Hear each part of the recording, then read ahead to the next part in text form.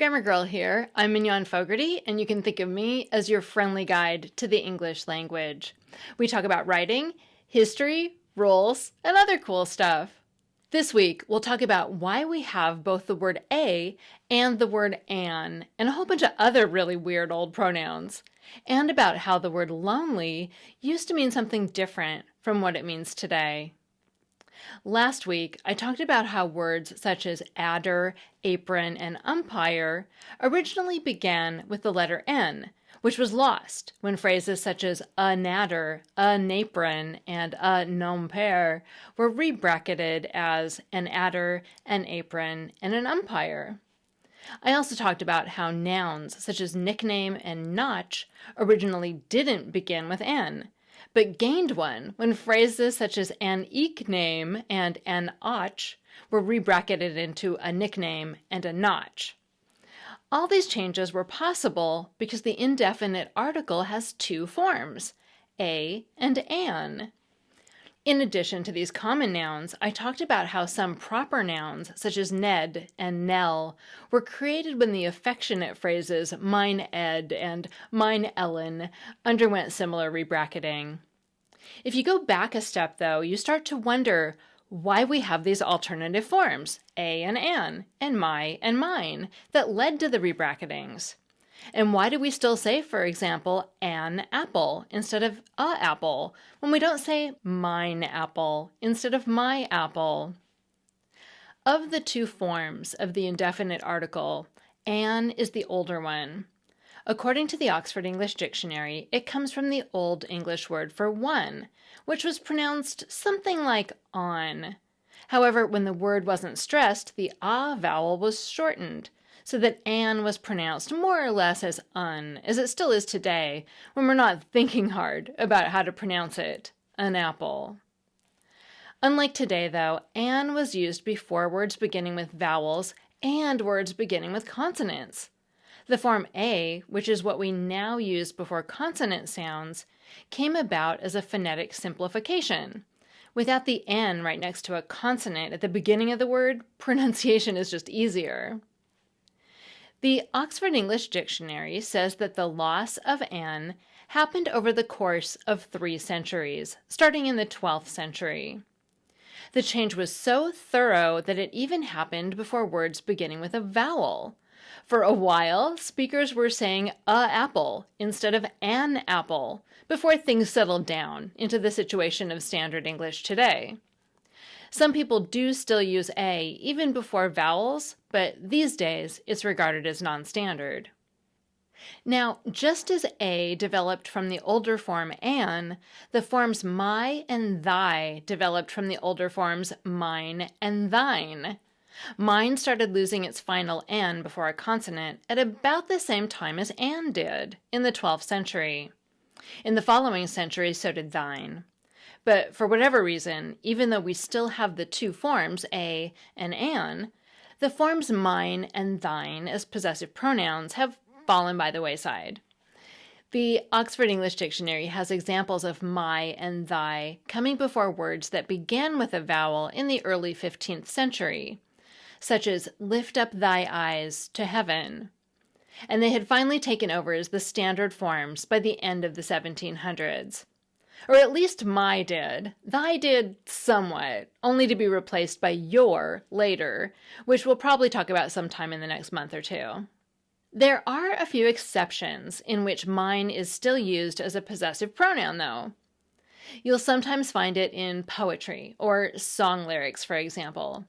The Battle Hymn of the Republic, written in 1861, begins with the line, "Mine eyes have seen the glory of the coming of the Lord." Notice that eyes begins with a vowel. Also, if you want to put the possessive pronoun after a noun for stylistic effect, you'll use mine. Walt Disney did this in the movie Dumbo, in the song Baby Mine. But before mine and thine fell out of favor, they were enough of a team that they made some ripples in the pond for the rest of the possessive pronouns. That final N for mine and thine was enough of a recognizable pattern that a process of analogy kicked in, and people started putting a final N on the other possessives, giving us his'n, her'n, ar'n, ur'n, and there'n. According to the American Heritage Dictionary, these final N forms date back to Middle English, but exist these days only as regional forms. Now, as far as I know, there was never an it's'n form of its, but that's not surprising since its only joined the ranks of possessive pronouns at the beginning of modern English. Before then, speakers just used his. While forms such as Urin and Urin were created in Midland and Southern England by analogy, with mine and thine, in Northern England, a different analogy was going on.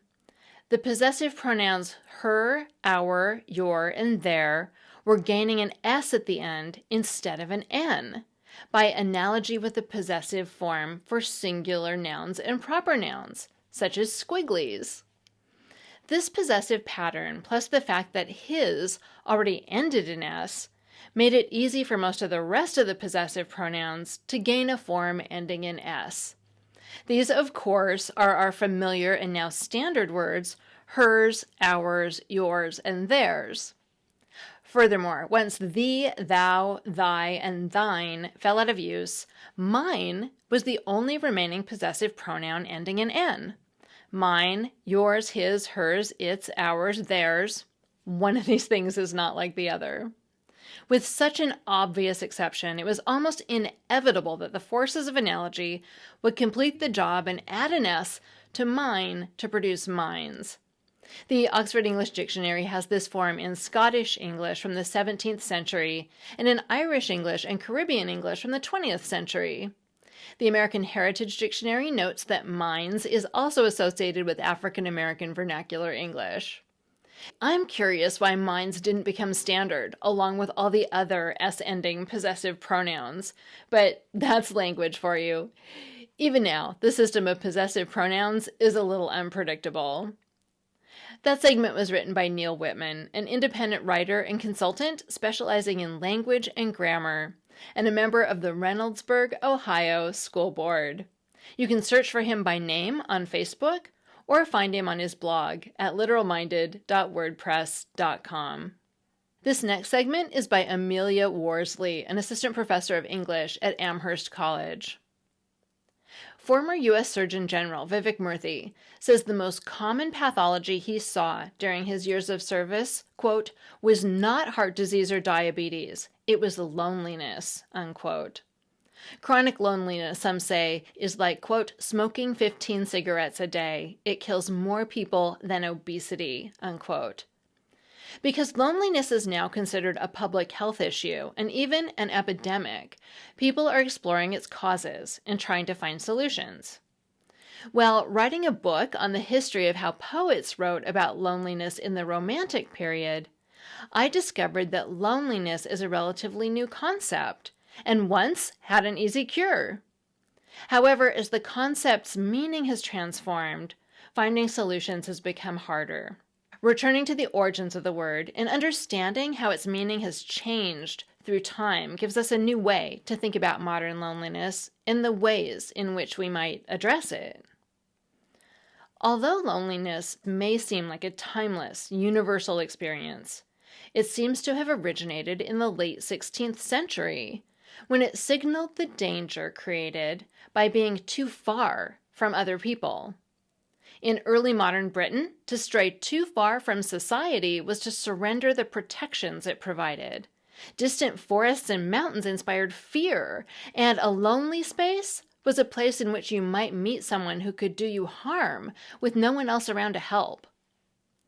In order to frighten their congregations out of sin, sermon writers asked people to imagine themselves in loneliness, places like hell, the grave, or the desert. Yet well into the 17th century, the words loneliness and lonely rarely appeared in writing. In 1674, the naturalist John Ray compiled a glossary of infrequently used words, and he included loneliness in his list, defining it as a term used to describe places and people, quote, far from neighbors, unquote. John Milton's 1667 epic poem Paradise Lost features one of the first lonely characters in all of British literature, Satan. On his journey to the Garden of Eden to tempt Eve, Satan is said to tread, quote, lonely steps, unquote, out of hell. But Milton isn't writing about Satan's feelings. Instead, he's emphasizing that he's crossing into the ultimate wilderness, a space between hell and Eden where no angel has previously ventured. Satan describes his loneliness in terms of vulnerability. From them I go, this uncouth errand soul, and one for all, myself expose with lonely steps to tread the unfounded deep. Even if we now enjoy the wilderness as a place of adventure and pleasure, the fear of loneliness persists. The problem has simply moved into our cities. Many are trying to solve it by bringing people physically closer to their neighbors. Studies point to a spike in the number of people who live alone and the breakdown of family and community structures. Former British Prime Minister Theresa May set her sights on combating loneliness and appointed a Minister of Loneliness to do just that in January of 2018. There's even a philanthropy called the Campaign to End Loneliness. But the drive to cure loneliness oversimplifies its modern meaning. In the 17th century, when loneliness was usually relegated to the space outside the city, solving it was easy. It merely required a return to society. However, loneliness has since moved inward and has become much harder to cure. Because it's taken up residence inside our minds, even the minds of people living in bustling cities, it can't always be solved by company. Modern loneliness isn't just about being physically removed from other people. Instead, it's an emotional state of feeling apart from others without necessarily being so. Someone surrounded by people or even accompanied by friends or a lover can complain of feelings of loneliness. The wilderness is now inside of us. The lack of an obvious cure to loneliness is part of the reason why it's considered to be so dangerous today. The abstraction is frightening. However, the secret to dealing with modern loneliness might lie not in trying to make it disappear, but in finding ways to dwell within its abstractions, talk through its contradictions, and seek out others who feel the same way. While it's certainly important to pay attention to the structures that have led people, especially elderly, disabled, and other vulnerable people, to be physically isolated and therefore unwell, finding ways to destigmatize loneliness is also crucial. Acknowledging that loneliness is a profoundly human and sometimes uncurable experience, rather than a mere pathology, might allow people, especially lonely people, to find commonality. In order to look at the epidemic of loneliness as more than just an epidemic of isolation, it's important to consider why the spaces of different people's minds might feel like wildernesses in the first place. Everyone experiences loneliness differently, and many find it difficult to describe. As the novelist Joseph Conrad wrote, quote, "Who knows what true loneliness is? Not the conventional word, but the naked terror. To the lonely themselves, it wears a mask," unquote. Learning about the range of ways others experience loneliness could help mitigate the kind of disorientation Conrad describes. Reading literature can also make the mind feel like less of a wilderness. The books we read need not themselves be about loneliness, though there are lots of examples of these from Frankenstein to Invisible Man. Reading allows readers to connect with characters who might also be lonely. But more importantly, it offers a way to make the mind feel as though it's populated. Literature also offers examples of how to be lonely together. British Romantic poets often copied each other's loneliness and found it productive and fulfilling. There are opportunities for community in loneliness when we share it, whether in face-to-face interactions or through text. Though loneliness can be debilitating, it's come a long way from its origins as a synonym for isolation. As the poet Ocean Vuong wrote, quote, "Loneliness is still time spent with the world. unquote. That segment was written by Amelia Worsley, an assistant professor of English at Amherst College. It was originally published in The Conversation and appears here through a Creative Commons license. Next, I have a Familect story from Chris. Hi, Mignon. My name is Chris Bacon, and I have a Familect story. And this is an expression that my grandmother would say, and then my father would say it, and me and my sisters now say it. And the phrase is in reference to when you've had a really good meal and you're full. And my grandmother would say, "My sufficiency has been suffoncified." And I've tried looking this up, and I can't even find the word suffoncified anywhere. But I just think it's a great phrase, and I love saying it, and now my husband says it too. And I hope you enjoy the story. Thank you so much. Bye-bye. Thanks, Chris. Your grandmother sounds like a kick. How creative. If you want to share the story of your Familect, a family dialect, or a word your family and only your family uses, call the voicemail line at 833-221-4GIRL. Call from a nice quiet place and we might play it on the show. Grammar Girl is a Quick and Dirty Tips podcast, thanks to our audio engineer Nathan Semes and our editor Adam Cecil. Our marketing associate is Davina Tomlin, and our digital operations specialist is Holly Hutchings, who would like to travel to Croatia, especially for the beaches. Our ad operations specialist is Morgan Christianson, and our intern is Kamryn Lacy. And I'm Mignon Fogarty, better known as Grammar Girl. That's all. Thanks for listening.